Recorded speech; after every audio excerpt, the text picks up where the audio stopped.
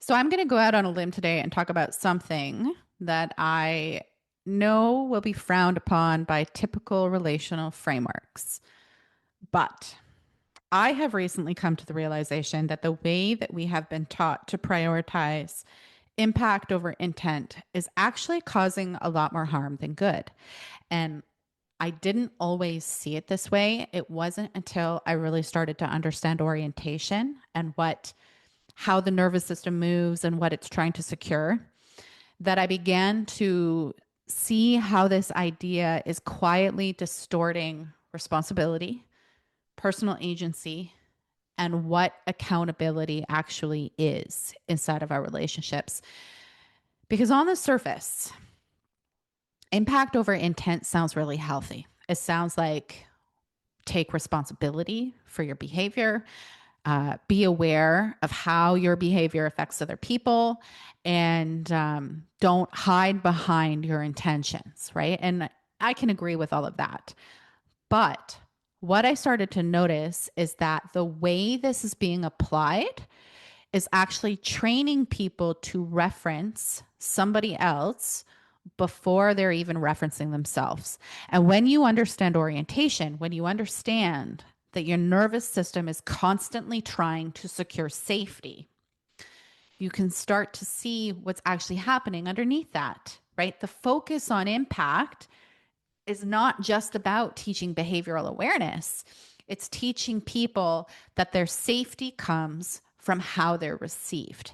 And the second your sense of I'm okay is tied to somebody else's reaction, you actually haven't learned responsibility. You've learned dependency. Now, let's slow this down for a minute and talk about where this idea actually came from. Because impact over intent didn't just appear out of nowhere, it was a response to a real problem. It was a response to people not taking responsibility for their behavior, where the impact of behavior was being dismissed with things like, that's not what I meant. You're taking it the wrong way. You're too sensitive. And then people in these experiences were being left holding the impact with no acknowledgement and no ownership and no repair. And this doesn't just happen in our interpersonal relationships. Like the same idea can be applied to environments where there is real power imbalances, right? Where people's lived experiences were being dismissed and minimized and overridden. And in some cases, that includes like larger systemic problems, right? So it's not just one conversation that created the shift, it's from multiple fields, all pointing to the same thing. In psychology, there was a move towards validating people's subjective experience, not dismissing how something felt just because no harm was intended, right? In communication work, there was more emphasis on awareness and responsibility in how we affect each other. And in social and cultural conversations, especially around power and harm, there's a growing recognition that people can cause real impact without intending to. And so the conversation had to shift. We needed something that moved people out of defensiveness, something that said, your intent doesn't erase impact. You're responsible for how your behavior affects other people. And all of that is true. We are always responsible for the impact of our behavior. But here's where I start to see the problem. What began as a correction for people avoiding accountability and responsibility has turned into something people are organizing themselves around. So when I started to understand orientation and what the nervous system is trying to secure, I realized this isn't just teaching awareness anymore, it's teaching a pattern. It's teaching people to check the other person first, to look at how it landed, to adjust themselves and then decide what's true instead of checking themselves first, instead of deciding what is true for me and then relating from that place. And I get that the shift seems small, but it's huge in terms of learning to self reference and building self trust. Because if your accountability starts with somebody else's reaction, then you've already left yourself. And I don't think that most people realize they're doing this, but that pattern, the pattern of checking somebody else first, is exactly what creates overfunctioning in our relationships. So we corrected for people not taking responsibility, but we did not teach people how to stay with themselves while they do. Now, this is where it really starts to play out because this conversation isn't about people who don't care about their impact. This conversation is about people who deeply, deeply care about their impact. They don't want to hurt other people. They want to be responsible. They want to show up well in their relationships. And so when you care about your impact and you've been taught to prioritize it, two things start to happen. The first is that you start organizing yourself around the other person. You start monitoring yourself in real time. You monitor your tone. You rehearse your words. You check to see how something is going to land, how it's going to be received. So you end up thinking about them before you even check yourself. The second thing that happens is you start managing the moment instead of actually being in the moment. So now you're not just expressing what's true for you, you're adjusting yourself as you go. You might replay the conversations afterwards. You might over explain to make sure that you're actually understood.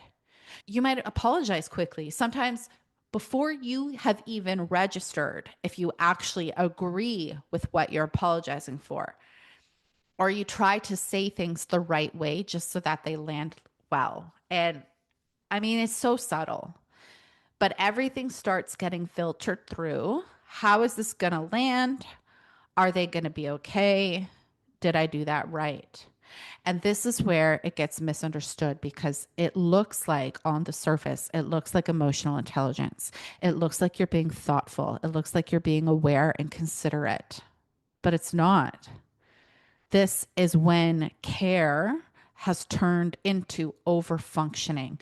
You're organizing yourself around someone else so that you can feel safe inside of the connection. Because if they're okay, then you're okay. If they understand you, then you're okay. If nothing landed wrong, then you're okay. So now your whole internal state is tied to their reaction. And without even realizing it, you've stopped referencing yourself. And the hardest part about this is that it always gets labeled as something positive, right? Like, I'm just really self aware. I know how to take accountability. I'm really good at communication. But underneath it, something different is happening. I don't trust myself unless they're okay. And when that is your orientation, you're not actually in the moment anymore. You're managing the moment.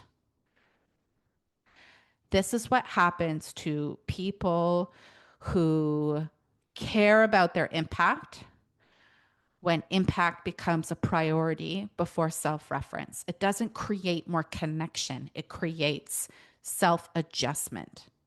And the part that most people don't see is that it doesn't just affect you, it trains the other person too.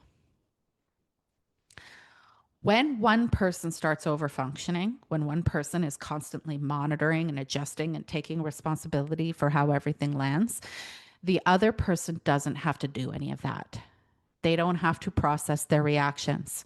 They don't have to get clear on what they actually feel. They don't have to learn how to regulate themselves because they're being met.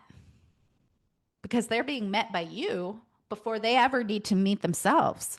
And again, it's really subtle. It doesn't look like a problem on the surface. It looks like, a relationship that's working.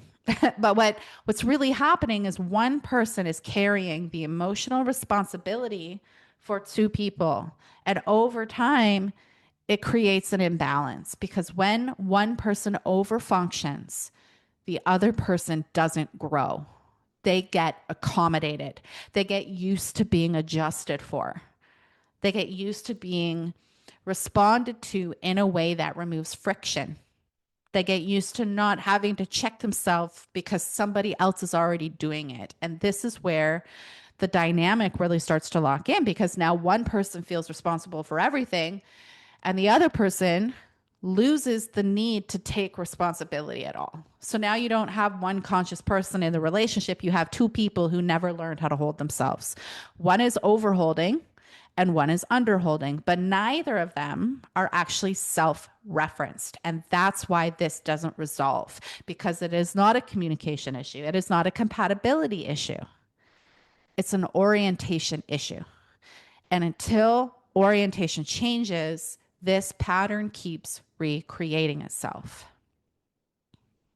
I think this is the biggest reason why this dynamic is so hard to see, because it feels like good behavior. It feels like you're doing the right thing. It reduces conflict. When you do this, things don't escalate. When you smooth things over, uh, you keep the peace and you move past things without a blow up. It looks like care. It looks like consideration. It looks like you're being thoughtful, aware, emotionally attuned. And I think a lot of the times it will get reinforced by, the people around you. You're so emotionally intelligent. You're so self-aware. So there's no signal that there's anything off. And then on top of that, it keeps the connection intact in the short term. Nothing is breaking, nothing is rupturing. The relationship keeps functioning. But if you slow it down, there is a point where it stops making sense from an integrity standpoint, because you start apologizing for things you didn't actually do. You start taking responsibility for somebody else's reaction instead of your actual behavior. And that's the moment that something starts to feel off, because responsibility without truth isn't integrity, it's self abandonment. And the longer it continues, the more it costs you, because over time, resentment builds. And it's not always conscious, but it's there. You just start feeling like you're doing more, you're holding more, you're thinking more. And then at the same time, your authenticity starts to drop. You're no longer expressing what's true. You're expressing what will land best. And then both people become dependent. One becomes dependent on managing the dynamic to feel okay, and the other becomes dependent on being managed. So the relationship stays intact, but it's not actually grounded in two people who can hold themselves. It's grounded in a pattern. This is the part that actually shifted things for me with the whole concept of impact over intent. We didn't actually create better relationships. We created better managed ones. Now, this whole conversation isn't about ignoring impact. It's not about dismissing people or pretending behavior doesn't matter. That's not what I'm saying. What I'm pointing to, and I've said this before, is order. Most people have been taught to start with impact, to check the other person, to adjust, and then to decide what's true. But what I'm saying is that order is creating the problem. The shift is learning how to self-reference first, to check yourself first. What is true for me? What do I have capacity for? What am I actually responsible for here? And the easiest way to understand this is the airplane analogy, right? When you're on a plane, they tell you to put on your oxygen mask first. It's not because the other person doesn't matter. It's because if you don't secure yourself first, you won't actually be able to help anyone. And so it's the exact same thing within our relationships. If you're not grounded in yourself, if you haven't checked what's true for you, if you don't know what you stand by, then everything you do after that is coming from instability. When you are self-referenced first, you put on your mask first, and then you can relate. Then you can hear how something landed. Then you can take somebody else's experience, but you're not doing it at the expense of yourself. So it sounds like, here is what I meant. Here is what's true for me. I can hear how that landed for you, but I'm not abandoning myself in the process. And that's the difference, because now you're not trying to manage their reaction. You're not trying to get it right so that it stays smooth. You're staying with yourself while being in a relationship. And from my experience, this is what changes everything. Relational responsibility isn't making sure that they're okay. It's staying with yourself even when they're not.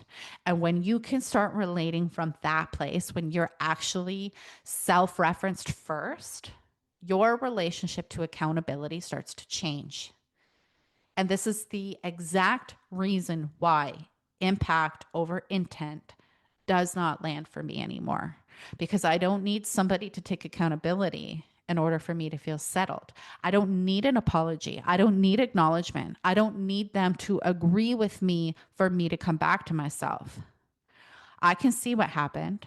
I can feel what it brought up inside for me, and I can decide what I'm available for moving forward. And I can do all of that without needing somebody else to meet me there.